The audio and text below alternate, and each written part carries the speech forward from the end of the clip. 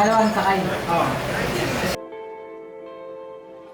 Parang nasaktan na rin ako sa pangako niya na tutulong siya sa mahirap. Eh lalo tuloy kami naghirap dahil nakandawala yung mga anak namin eh.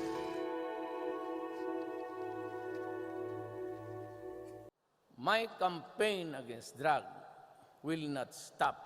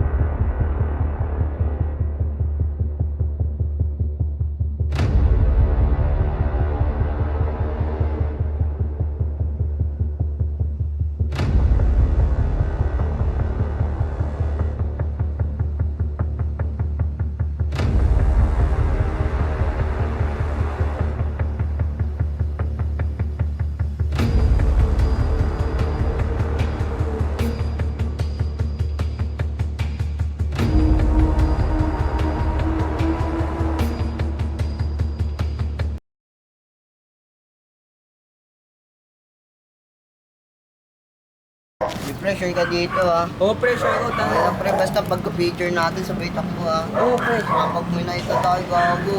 Wala yun, pre. Wala dyan. Wala yun, Wala wala yun. talaga kita dyan. Basta pag-picture lang ka. Oo, sa picture lang po talaga. Wala yun, pre. Ikaw. Isang silip lang sabay picture eh.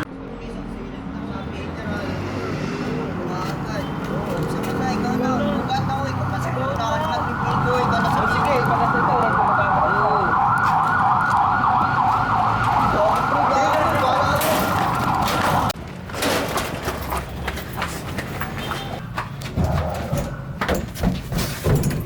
Wag po!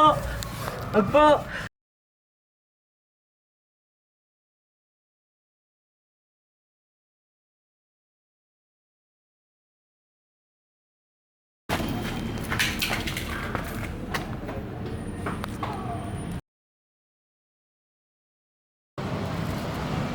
Kaya pwede matulog ngayon. Ayun. Oras na. Sakto, walang tao. Pwede ako dito matulog. Ate. Nakakamigo.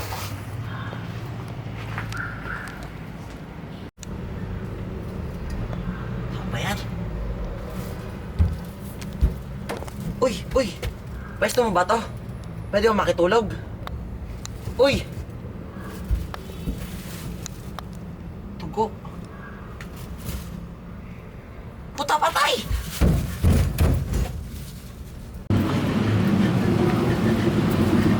May patay! May patay! Baliw, baliw!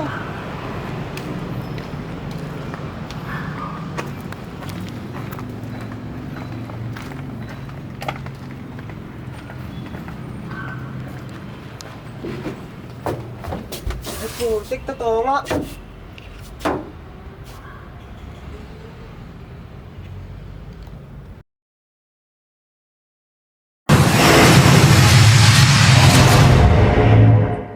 Magandang hapon. Kakapasok ko lang ng balita. Isang estudyante ang walang awang pinatay sa lungsod ng Malabon. Napagalamang tagtad ng saksak ayon sa mga pulis. Base sa investigasyon ng mga pulis, ang biktima ay kinilalang si Rob.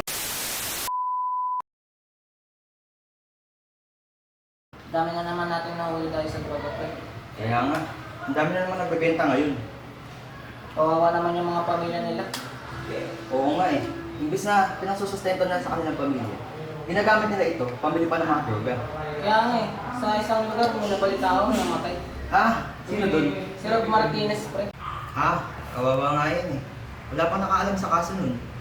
Kaya nga eh, sabi ng isang kabayan natin, tagtag daw ng saksak yun. Kaya nga lang buhay nun eh. Puro lang droga. Hindi yun hayahal, boy. Nakaka-stress yun. Bakit naman? Puro siya tago. Hindi din. Dahil kung palagi ka nagbebenta ng droga, ibig sabihin mayaman ka. Mayaman ka nga, pero delikado yung buhay. Siyempre, kailangan mo din magtago. Ah, nakaraan din may nag-report sa akin eh. Pasok. Sir, Sige boy, una na ako ah. pa po patay Saan banda? sa Malabon. Sige, makapo ka. Anong pagkakakilanlan ng tao? Ilang tama na laki ang tatag ng saksak. Nakuha niyo na ba ang ebidensya? Hindi pa. Eh, ba't hindi niyo pa kinuha? Huwag naman po, sir. Pasensya na po, hindi mo namin nakuha yung ebidensya kakamadali. Eh, anong inuupo-upo mo dito? Kunin niyo na ebidensya.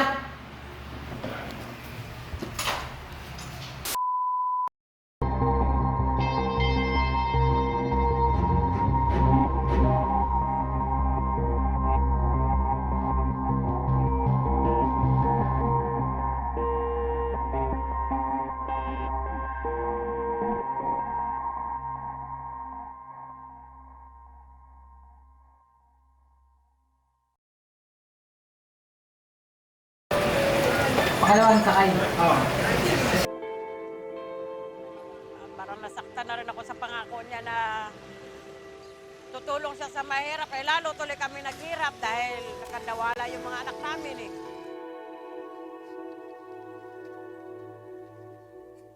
My campaign against drug will not stop.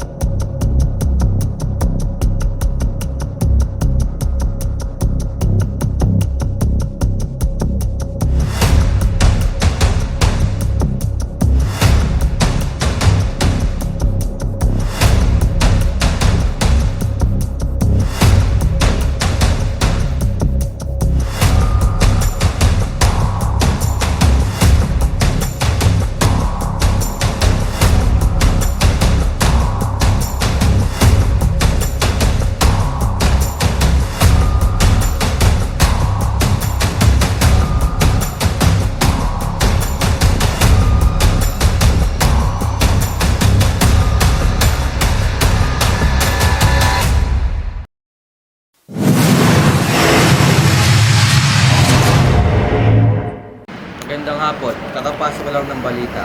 Isang estudyante ang walang awang pinatay sa lungsod ng Malabon. Napagalamang tagtad ng saksak ayon sa mga pulis. Base sa investigasyon ng mga pulis, ang biktima ay kinilalang si Rob.